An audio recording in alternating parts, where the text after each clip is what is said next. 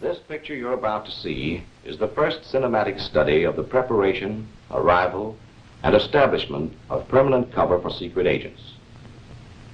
We are fortunate in having with us for this occasion Colonel Robinson, Chief of Schools and Training. Colonel, before we start the picture, perhaps you wouldn't mind saying a few words. All right, Lieutenant. I will make this short because I know that you are all just as anxious to see this movie as I am. I wish that it were possible for me to meet all of you men personally. But since it isn't, I'll take this opportunity to say hello and to tell you that I'm glad you're with us. Many of you are going to desks in this country or to assignments in neutral countries where you may not be faced with the problems portrayed in this film. But if this brings you just a little closer to those men who are going into the hottest spots, I hope that it will help you to do a better job. This picture does not presume to give you all of the answers, of course.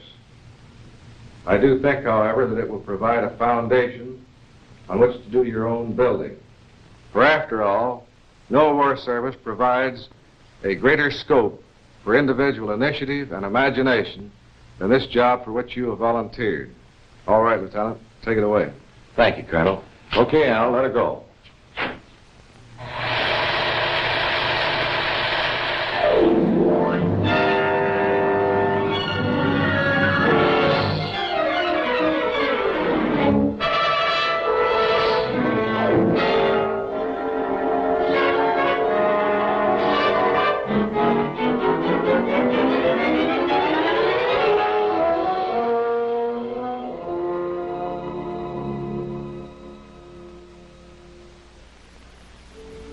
Yes, this is an undercover agent. At least the popular conception of how such a fellow looks and behaves. He is inconspicuous. He blends with his environment. He is, in short, the ideal agent from the enemy's point of view. He's just the kind of agent the enemy is waiting for with open arms. And for that reason, just the kind of agent you aren't going to be.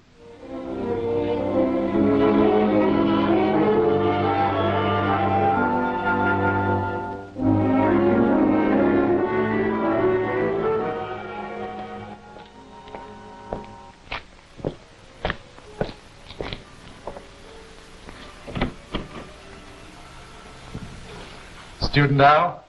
Right. Seem to have made a good impression at the schools. Nice work. Thank you, sir. Pull up a chair. Cigarette? Thanks. I think you were told something about your assignment before you went to E, weren't you, Al? Yes, to obtain intelligence on aviation production and the position of vital targets in the capital district of enemy area. Correct. You're to set up an intelligence organization which will gather information for an SO operation. Are you set on your cover? Not definitely. I've narrowed it down to two, either a government inspector or a chief mechanic. Government inspector. Better for a native agent than a planted one. And these days, when enemy area is using every available man under 50 in the Army, people might wonder what special pull you had. Anything that makes people ask questions, even innocent ones, is bad cover. Then you think the mechanic's the better bet? If you're a good mechanic. You know nothing will blow you quicker than not knowing your job. Well, I put in 7 years with General Motors, and with a little brushing up, I think I'd be all right. Mechanic in an airplane plant near the capital. That might be the ticket. We know they need good mechanics so badly now that it might not take you too long to establish good permanent cover. Now, if I could get a job on a night shift, I'd have plenty of time to devote to my hobby during the day. Good. I like the way you're thinking. Now go to work. The background's familiar to you. You'll be able to get the latest material at the farm. The most recent laws and local restrictions, even the latest slang our intelligence has picked up. Fine. I've already made up a list of things to check off. Good. If there's anything you don't get that you think you need, doors are always open. And by the way, I'll get right to work on those financial details for you. Hope to have that insurance for your family pushed through before you leave. That's very kind of you. No, it's not kind. It's my job to do everything I can to help you think about nothing but your job. Well, I'll let you know when I'm ready. Right.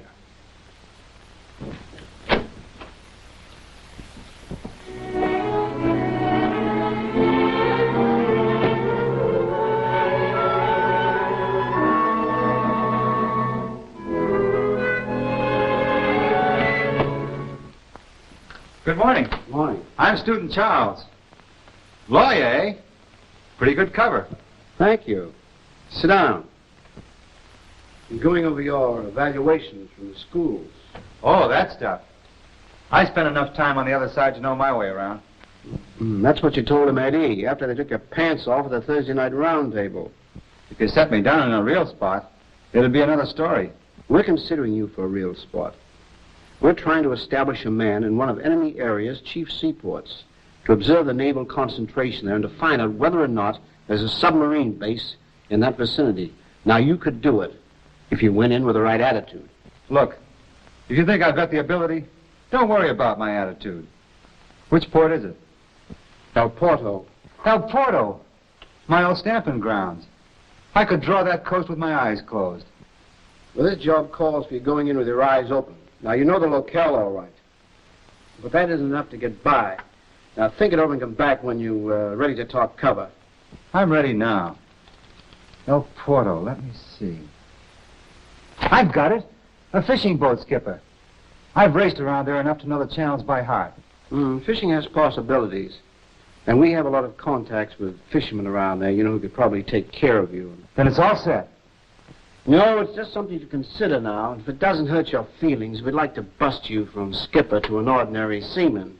Every skipper is known to the shore patrol there, but if you were just a member of the crew, like the thousands of in every seaport, you might get by with it.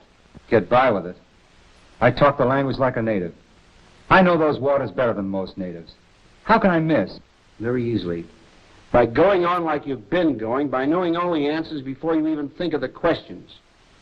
Now, we'll give you all the dope you require about this El Porto area, but just don't read it. Absorb it. Okay, if you want to waste time. But I tell you, I know El Porto like a book. Perhaps the enemy has added a couple of chapters since you've left. Aye, aye, sir.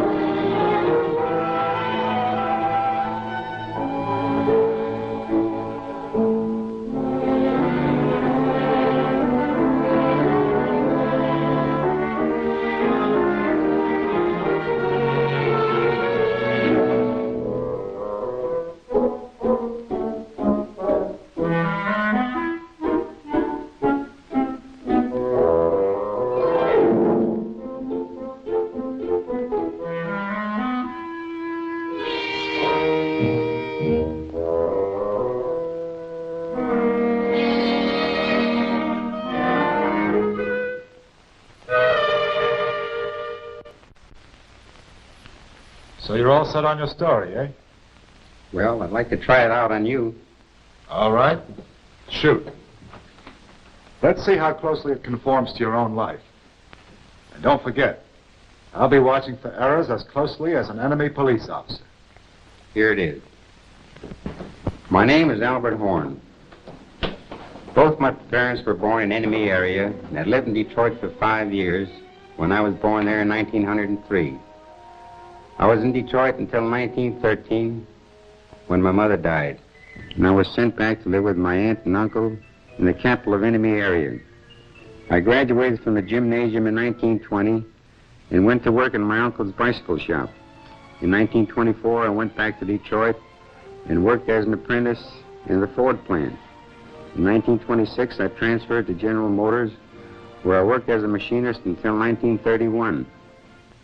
From 1931, I was on relief until 1936, when I went back to my old job at General Motors. Just before my home country went into the war, I felt it was my duty to return there and serve in any way I could. Arriving there on the U.S. tourist passport, I volunteered with the engineers.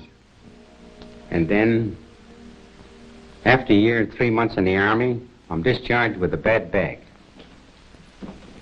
Ever had a bad back? No, but I thought I could fake it. Never say anything you can't prove. Why not make it sciatica? That's one ailment the best doctor in the world can't prove you haven't got. Okay, sciatica. I convalesced for a short time in the country at a friend's house. That will be the farmhouse you're taken to by the reception committee. And then when I'm directed to find employment in an aircraft factory because of my technical experience, I come to the capital and make arrangements for an interview with the superintendent of the Falcon plant. Sounds all right, Al. That story ought to stand up.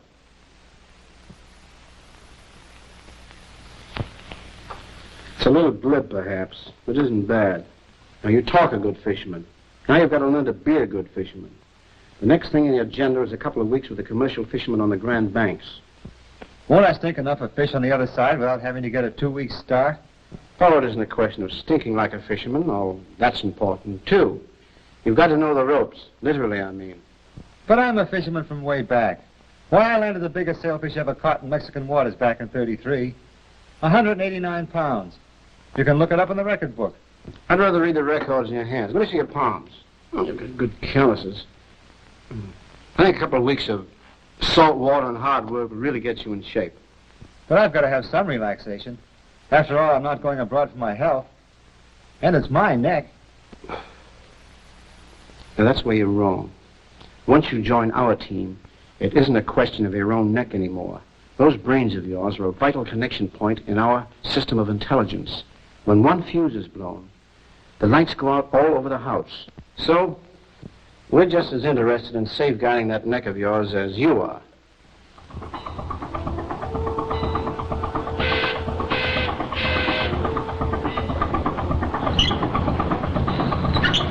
Hey, man, on that goddamn line, too!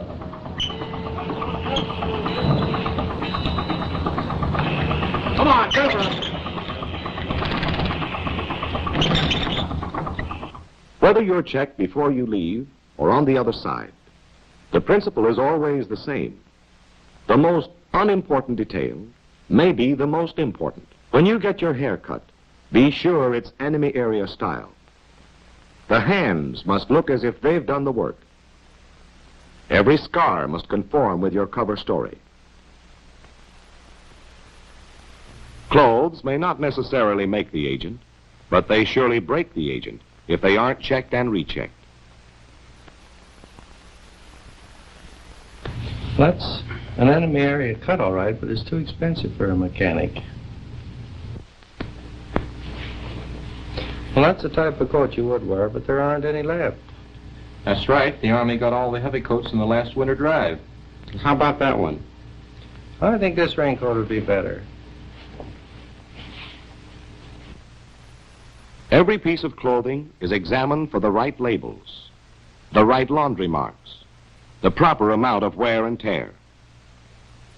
Every toilet article examined minutely. How about this razor?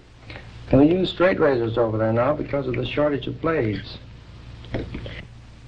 Even if your papers have been forged by experts from the most recent enemy area documents, proof them yourselves. Just a minute. This Army discharge reads Alfred Horn. Everything else is Albert Horn. Nice eye, Al. Just want to see if you're on the ball. You don't have to worry about the rest of those papers. Even the texture and watermarks have been duplicated.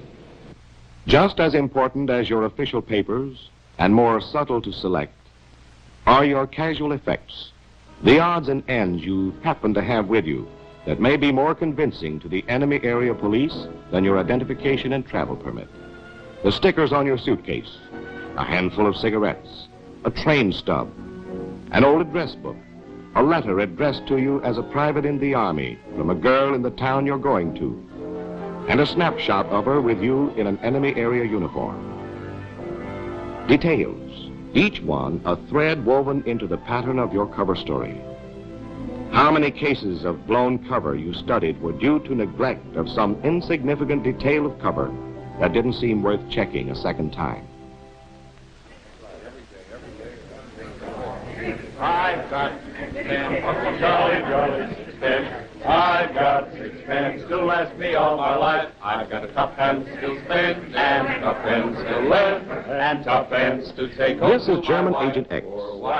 He landed in Canada from a submarine 2 days ago. So far, he's doing all right for himself. His landlady believes he's a war worker from out west in British Columbia. This afternoon, his forged papers and his convincing line got him a job in an aluminum plant. No wonder he feels like joining in the singing. Of the silvery moon, happy is the day when we line up for our pay as we go rolling, rolling home. Say, that's not bad. Come on over and join us, will you? Thanks. Don't mind if I do. I got 4 pence, jolly 4 pence. I've got 4 pence to last me all my life. I've got tuppence to spend and a tuppence to lend, and no pence to send home to my wife, a poor wife. No cares have. That's very funny. That's all I have another beer. Thanks, but it's getting late. I better be going. Oh, don't be a killjoy. We're just beginning to wet our whistles. I'd like to have another drink with you boys, but I gotta be on the job at the crack of dawn. Good night, fellas. Oh, we'll see you again. So long. What's the damage? That'll be $1.80, sir. That's easy. Keep the change. Thanks. Come again. Righto. Hey, will you look at this? What do you got there, Peg? One of those old bills the government called in before the war. Gee, I haven't seen one of these big fellas in a long time. Now, where the devil do you suppose he got this? Yes, Agent X was doing all right for himself until he passed an obsolete bill, 1/3 larger than the present issue. Months of preparation were nullified by insufficient attention to what seemed like an insignificant detail. Carelessness, conspicuousness, blown cover. That's the fatal triple play that put German Agent X out of the game.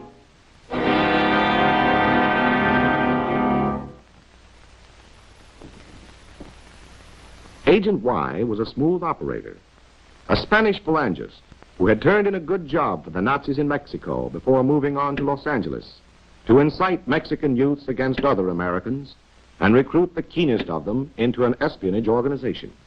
He has not been in Los Angeles long, but long enough to win friends and influence zoot suitors. Come on, kids. I got paid today. Have another shot. Brother, this tequila is murder. What the hell? The Army's getting you next week anyway. What have you got to lose? Just a stomach, that's all. Oye, muchacho. Ándale, another round. Another round? Are you kidding? You know what time it is? A las 12. The bar is closed. Here's $1 for yourself. Maybe that'll help keep the bar open for one more round. Say, you're really a killer, aren't you? Killer? What do you mean calling me a killer? Killer diller, trying to buy me off for a lousy $1. And the state commission fines me $500 for selling after hours. Oh, I see. Killer. That's an expression you use, eh? Say, how long you been in L.A.? Oh, I don't know, 3 or 4 years. Where'd you live before that, Juanito? San Bernardino. Come on, let's get out. What's the nickname for San Bernardino? What is this, a 3rd degree? Since when do customers have to answer questions by stupid waiters? Come on, muchachos.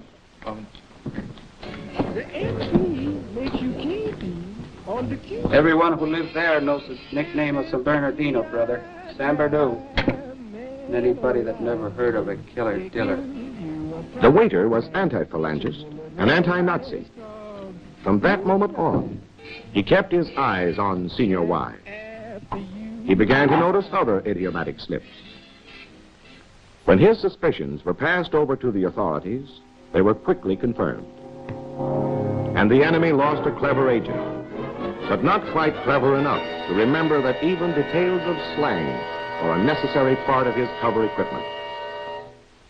What firm did you say you worked for in Copenhagen? Helsingfors Dairy Company. And what is your exact position with this company? I'm the assistant foreign branch manager in Germany.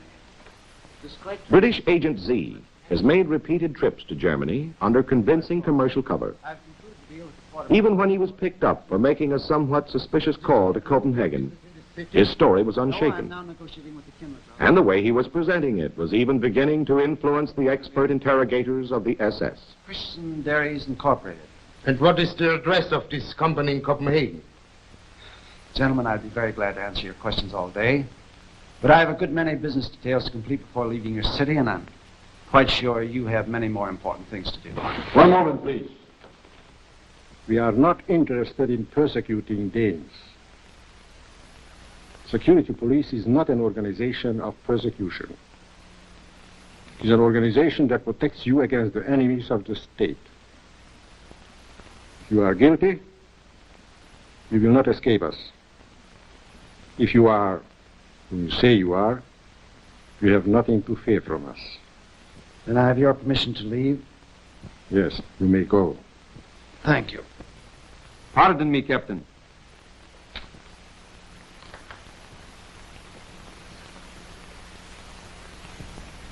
You see, hair grease. If my memory is correct, there has been no hair grease on the continent since the end of 1940. This is preposterous. Quiet. Have a sample of this hair grease. Analyzed immediately. He will be kept in solitary confinement, pending the report from the laboratory. Come along.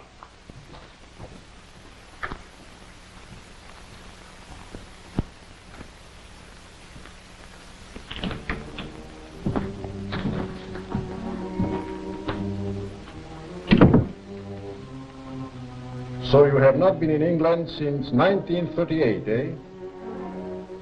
Then how do you account for the fact that this hair grease is a British product which has been applied...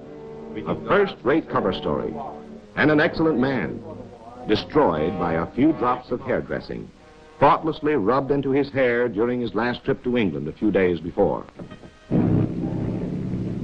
Months of training, final weeks of thorough briefing, and our agents are ready for the second leg of their journey, on to base country. Charles in a heavy bomber under temporary military cover, while Al crosses as a private on a common transport. In a fashionable apartment in a base country capital, Al locates his desk. You seem pretty well prepared on the whole. We'll have a final briefing as soon as you lose your sea legs. Thank you. We picked up some of the latest changes in enemy area regulations that may alter your documentation a little. I wish they'd quit making new regulations every day. I'd sleep better. Well, from their point of view, they think they're being very clever. They keep changing the rules every 5 minutes. A newcomer can't stay hidden very long, theoretically. But we found that by keeping our eyes open and using our heads, we can beat that game. For instance, don't go into a strange bar and order the first thing that pops into your head. Your favorite poison may be on the verboten list that day. Look around and see what the others are drinking. Then if you're stuck, appear undecided so long that the waiter will suggest something for you. Mm-hmm. Just remember, this is no suicide mission. It's a 24-hour-a-day job with the odds all in your favor. And to make sure of that, I always tell my men to take out life insurance. I think that's been taken care of back in the... No, I mean your own personal life insurance. By leaving open some avenue of escape in case things get too hot for you. Study your means of exfiltration just as carefully as infiltration. I've known men who were expert drivers in first, second, and high, but who never knew how to go into reverse. Don't worry. I'm not the hero type. Good. But just how do you go about leaving this avenue of escape? Well, in the first place, have a cover story ready for that emergency exit. As soon as possible, hide a cache of money somewhere. And when you start building your organization, keep contacts whose only function is to help your getaway. In other words, when I buy this ticket to enemy area, you want me to make sure it's a round-trip ticket. In another base country, Charles is concentrating on last-minute details of his infiltration into enemy area.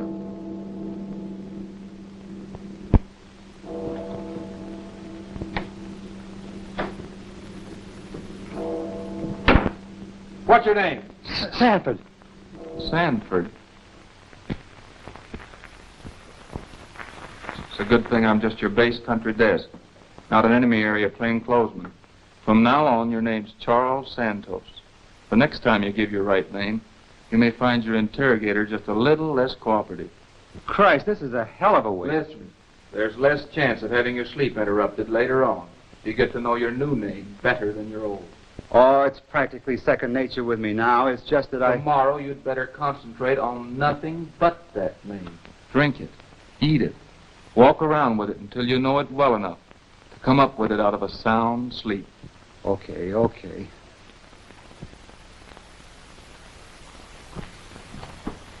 Good night, Charles Santos. Now, there are 3 or 4 different ways we can send agents into enemy area. They can go overland, either overtly, under good legal cover, or covertly, sneaking across the border with the help of the underground. An agent traveling overtly would have to pass as a national from a neutral country under some sort of commercial cover. When you're crossing a border this way, you should not only act as if you have nothing to hide, you should actually have nothing to hide. Don't bring compromising materials or messages through these controls. They can be sent to you more safely by other methods once you are established in enemy area. If you're crossing the border covertly, as thousands are doing in Europe these days, don't carry a map with you. It's unhealthy, unless you carry it in your own head. Memorize the principal landmarks and the basic topography of the area you're entering until you can make your own model of the country on the sand table. If a guide is necessary, be sure you check his reliability. Members of the underground are your best bet. Professionals who charge you exorbitant prices are loyal to only one cause, money. The enemy may be just as bright as yours. Borders breed double agents who charge you $1,000 to lead you over the border, and being eminently fair, charge the enemy an equal amount to lead them to you.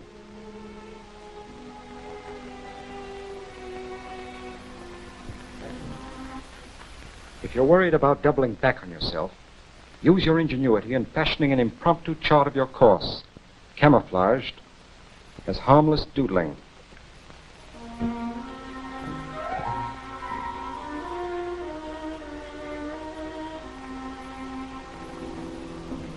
After you've crossed the frontier, don't get overconfident about those border controls. You're in a 24-hour-a-day battle of wits, and the enemy has secret weapons of his own. Keep moving across country by a circuitous route. For the border isn't a black thread across the map. It's a strip at least 15 miles wide, infested with collaborationists, counter-espionage agents, and special police. Human landmines hidden among the native population to blast your cover.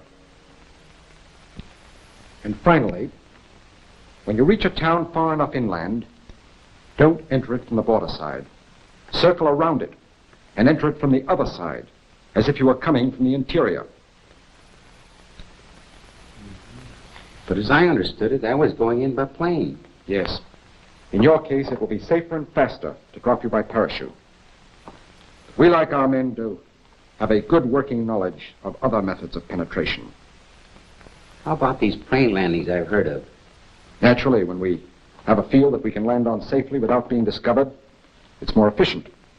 We can pick up an outgoing agent at the same time, for instance. But the only place we can land on safely now is guerrilla territory. How low is this plane going to be when I jump? Maybe it would be a good idea for you to sit down with a pilot who's going to fly you in. He'll give you the dope on just how it's going to be. And another thing, we never set a date until we're damn sure we found the right dropping point. Like this one we picked out for you, for instance. It's just about perfect. It's a level grassy space large enough to allow for adverse wind conditions. And it's far enough removed from trees and telegraph wires so that daylight won't find you hanging out there like an ornament on a Christmas tree.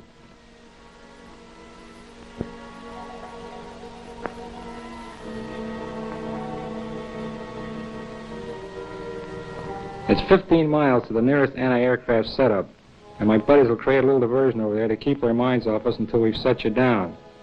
There's a river running closely that I can follow practically all the way in, and a couple of little lakes on the other side that make pretty good landmarks to help me spot the place in the moonlight. About a mile away from the dropping point, there's a safe house, owned by a peasant working with us. The liaison chief will be there waiting for you.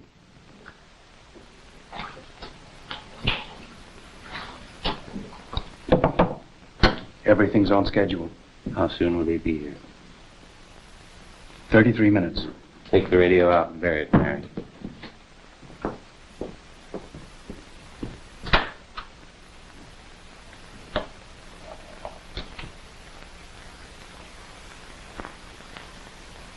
The container being dropped with Al is bulky evidence of Al's arrival, unless it can be buried deep enough and fast enough. For empty containers, buried instantly, tell no tales.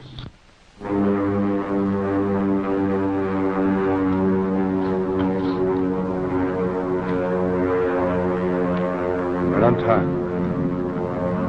Let's go.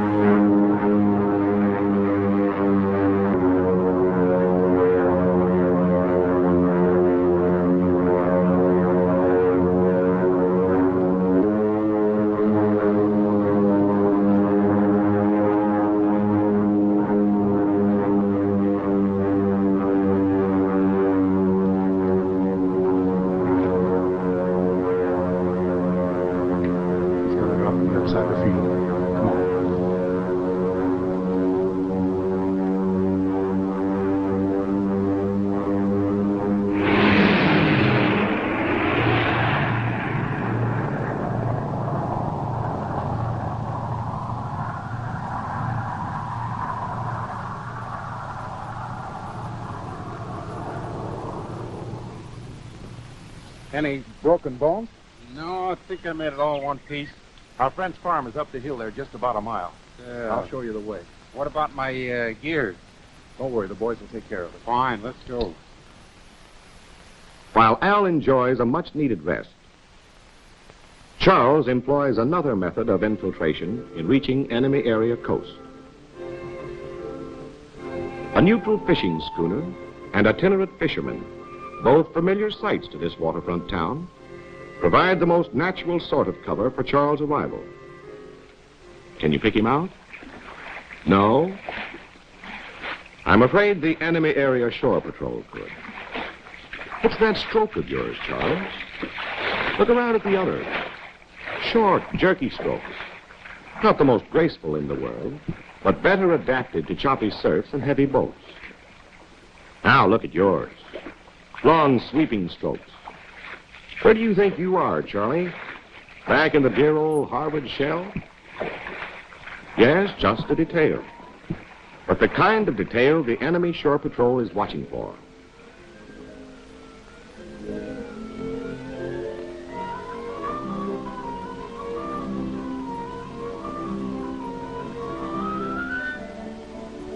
Wait a minute there, Charles. How about that knot Don't tell me you've forgotten the fishermen here have their own particular method of tying up a boat. Keep your eyes open and your mind open, Charles. Otherwise, you're liable to tie that knot around your own neck.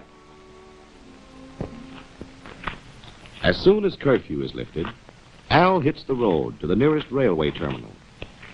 Ask him where he's coming from, and he'd say, From the farm where I was convalescing after I was evacuated from the bombed city of Coburg. And where was he going? To Enemy Town to visit my fiancée and try to get a part-time job until I'm strong enough to get into a war plant.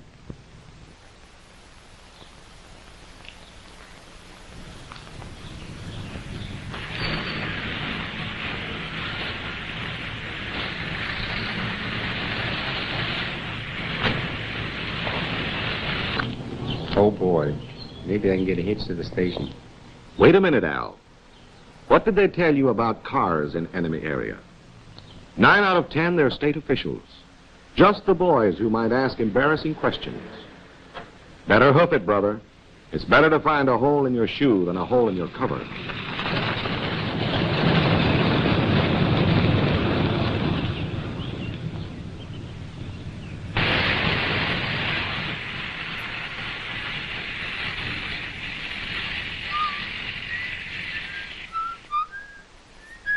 That's right, whistle. Be as natural as you can. For just a second. What's that you're whistling? Wait till the sun shines, Nellie? That's better. A Viennese waltz.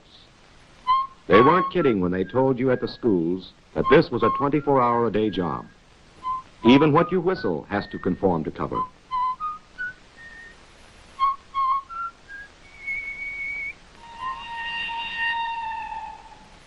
So far, so good, Al. You're not taking the bus because the police are watching the buses pretty carefully these days. Instead, as soon as enemy area restrictions allow daylight travel, you've located the first rural station in the opposite direction from the dropping point.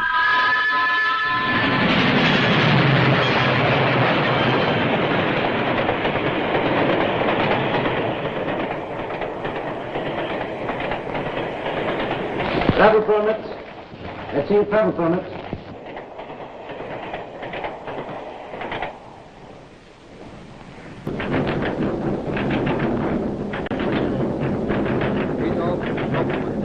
That's it, Al. Sit back and take this half-control in stride. You've left all compromising material behind to be sent to you later at a previously arranged address. And you know your temporary cover story for this trip holds water because you tested it for leaks at the farmhouse last night.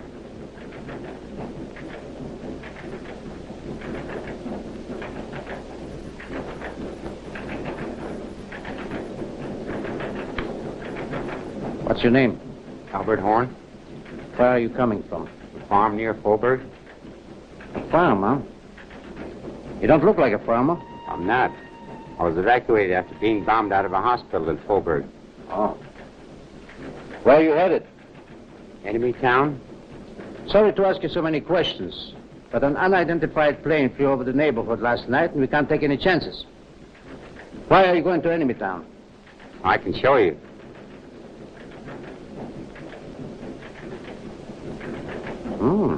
Not bad. My fiancée. I wouldn't mind going to Enemy Town for that myself. Oh, it's my patriotic duty. Patriotic duty, eh? I wish all our patriotic duties could be so pleasant.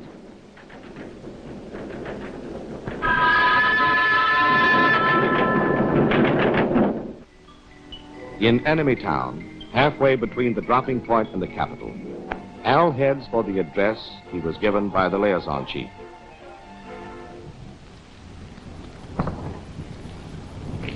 Mr. Durant? Yes? Someone told me you were looking for an assistant. An assistant? I could use an assistant. How much experience have you had? I was a mechanic in the Army, 2 years in the tank corps. Good. I've been looking for a man with your kind of training. But I'm your man. Got your work clothes with you? Right here in my bag. Good. Come on inside and I'll start you right to work. Thank you, sir.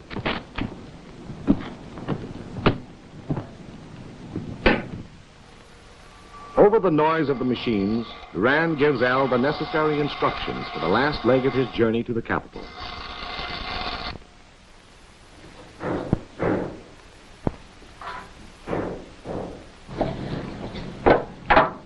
No, not like that. You're throwing away too much. Nowadays, they take 4/5 of our catch. So we use this for chowder. The foreman sees you throwing this away, and they wonder where you were when he warned you about it 4 weeks ago. Oh, I was just telling him I was out of town that day for my old lady's funeral. I can see you're a very brave man. If you don't mind my saying so, you're too spirited.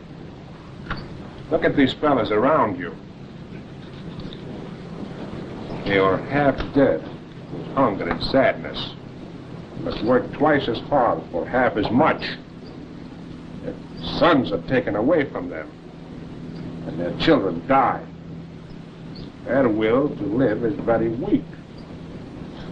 Only men like us are not broken yet, but we must appear beaten too, so as not to stand out from the others. Remember the agent's first commandment, Charles. Don't be conspicuous.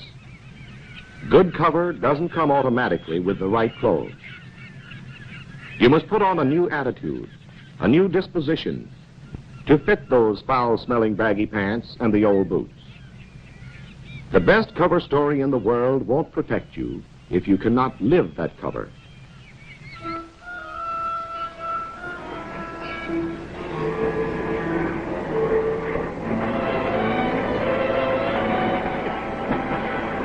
Now that Al has stayed with his friend in Enemy Town long enough to build up his recent past, he's ready to establish himself in the capital of the enemy area.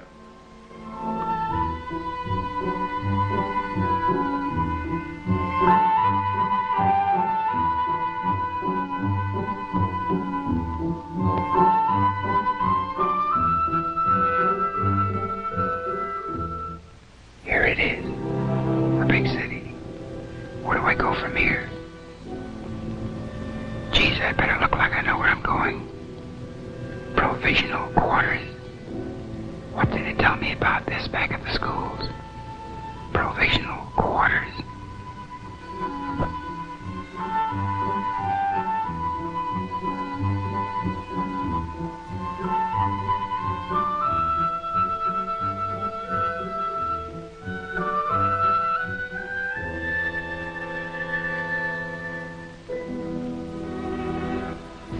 A big hotel. How about that? Lots of people. Easy to lose myself in there. Full of loose talk. Might get a chance to pick up a little info. But remember what we told you, Al. That's why informers like them, too. That's why the desk clerks, the maids, the waiters, and the bellboys are all on the payroll of the secret police. And how about conformity to cover? What's a mechanic doing at the best hotel?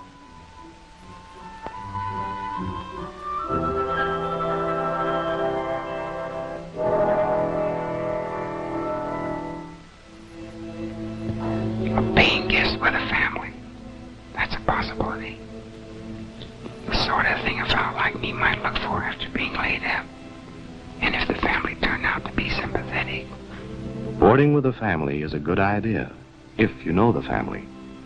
If they're overly suspicious, it's too easy for them to keep tabs on you. And if they're overly friendly, they might restrict your movements too much. No, better keep on going, Al. But keep it in mind when you're ready for permanent quarters. A lodging house. That's the sort of place a mechanic might go. And there's too many of them in town for the cops to check them all. I want you to recognize the fact I'm running a respectable house right now. The nerve of him bringing that hussy right upstairs. Forget that talkative landlady, Al. She'll be watching you like a hawk. No matter how discreet you are, she'll find something to talk about. Well, I've got anything like that going on. The very idea. I gave him a piece of my mind, I did.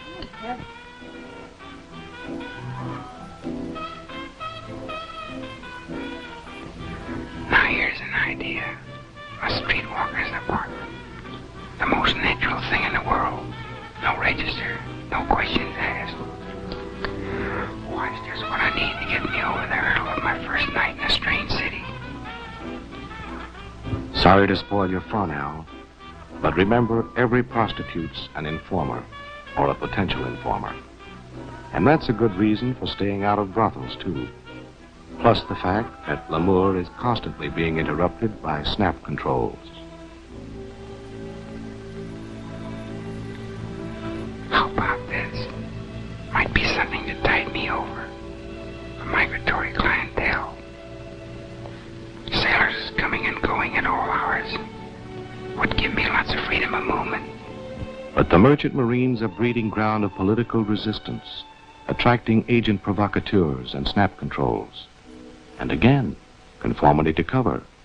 Would a respectable craftsman pick a dive like this?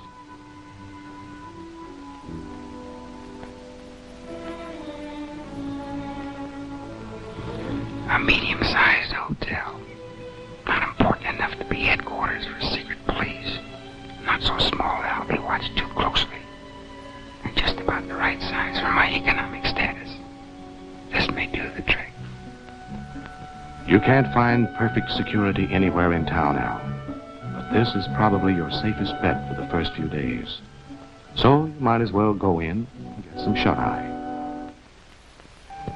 Meanwhile, we'll take a swing over to the coast and see how old friend Charles is getting along.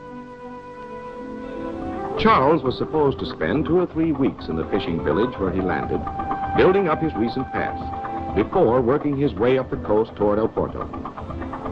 But 2 or 3 weeks to the average agent is just 2 or 3 days to Charles.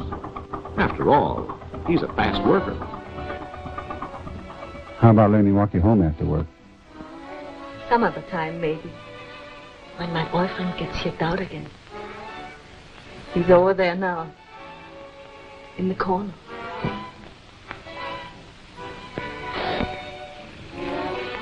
He gets sort of jealous sometimes. Submarine, eh? Well, what does he look like? This is kind of a hangout for them, isn't it? You better drink your beer. All right, all right. Any idea how soon you'll be shipping out again? Say, for a fisherman, you ask an awful lot of questions. Tell the truth now.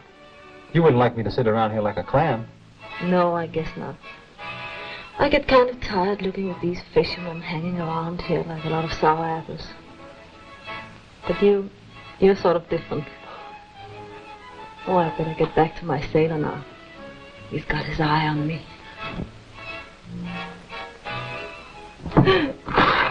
That's all right. You keep the change. Say, what do you catch out there? Goldfish?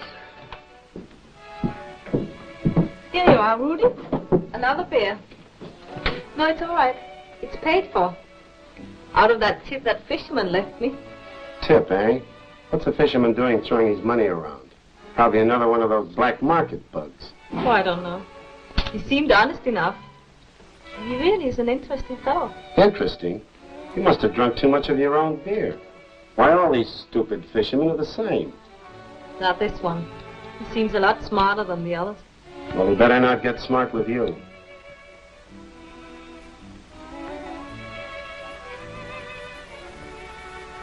Boy meets girl. If this were a Hollywood movie, that would be the beginning. But here in enemy area, it's much more likely to be the end.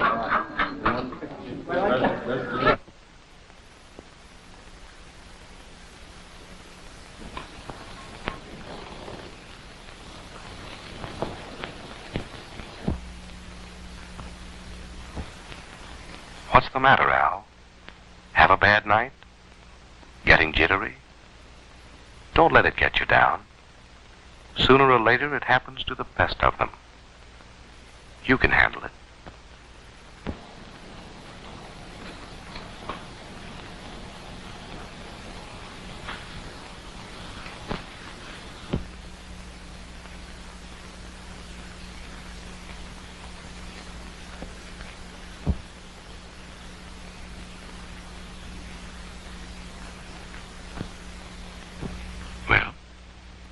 Why don't you start doing something about it?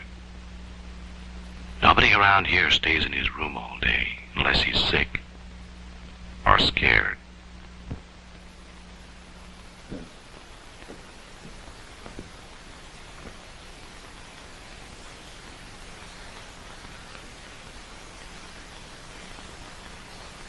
Looks okay. Guess I'll go out and have a look around.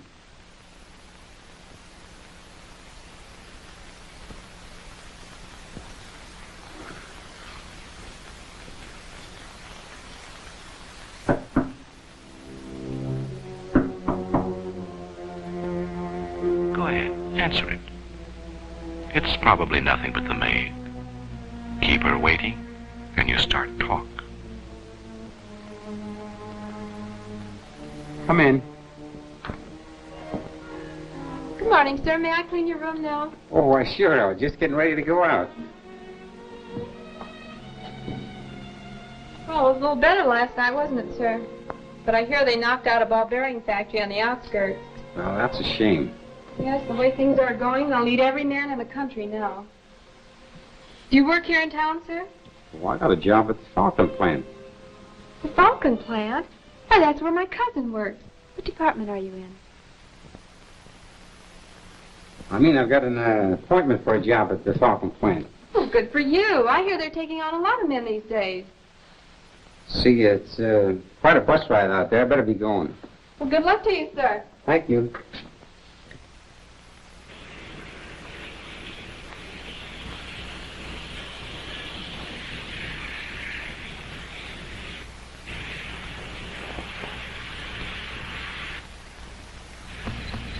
Wonder if they see anything strange about me. Jesus, a policeman. My God, I think he's going to stop me. Don't get jittery, Al. Remember what we told you. If something frightens you, don't run away from it. Turn and meet it. Easy does it now.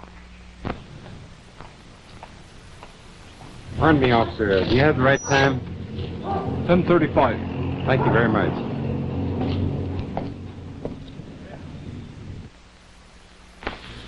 Now, what's so hard about that? My first morning in town and a cop gets out of my hand. Why, I'll be operating before I know it.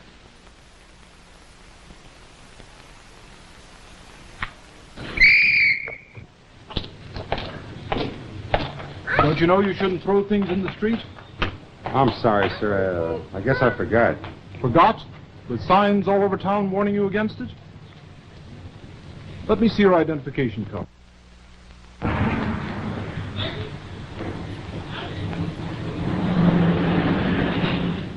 Pick it up. In future, observe the regulations. Yes, sir.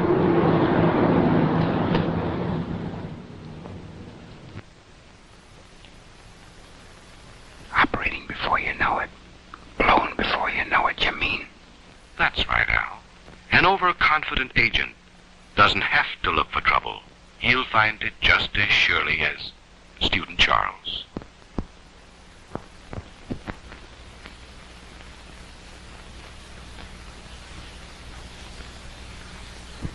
All set to make sensational disclosures. The goddamned idiot, what the hell's he trying to do? Show off? Al Porter's a pretty vital spot. He ought to have his brains examined. If he has any left after the enemy secret police get through with him.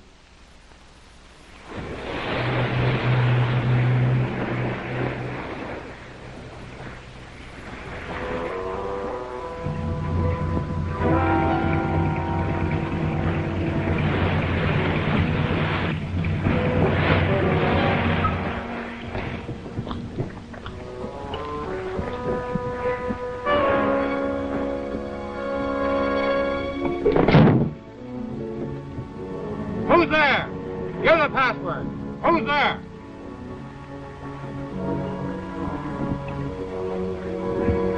Halt!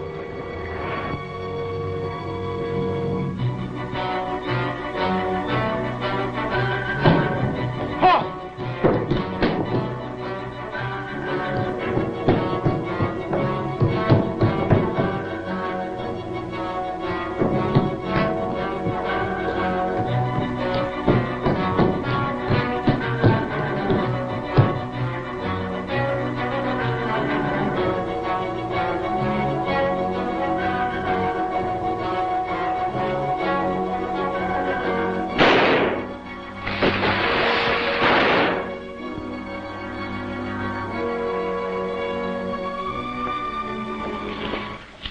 Let's see. Weren't you the fellow who didn't have to study up because he knew this spot by heart? Look at you, soaking wet, out of breath, in danger of your life. If you were a good agent, instead of just a daring one, you'd be home in bed like any other respectable member of enemy area society. Well, your papers seem to be in order.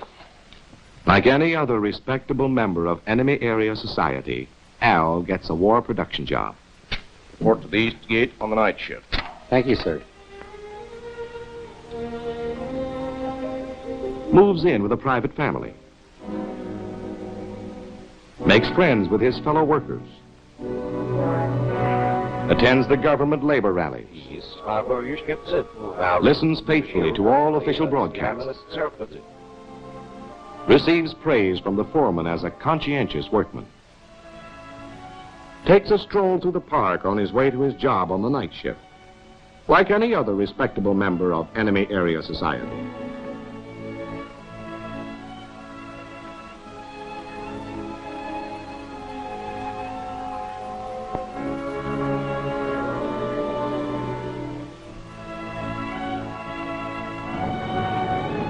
Mind if I look at your paper? Help yourself. Thanks.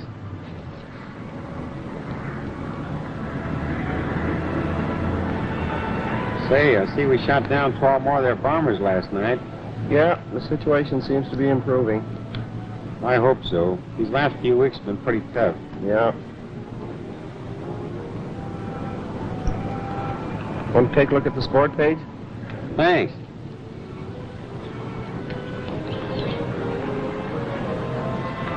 Say, the champion's going to try to make a comeback after all.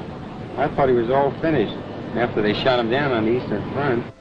Just a couple of enemy area citizens having a harmless conversation on a park bench. At least that's the way it looks to passersby. But this casual conversation covers the first meeting between our agent and the cutout, who will carry his first message to the WT man to be radioed from enemy area.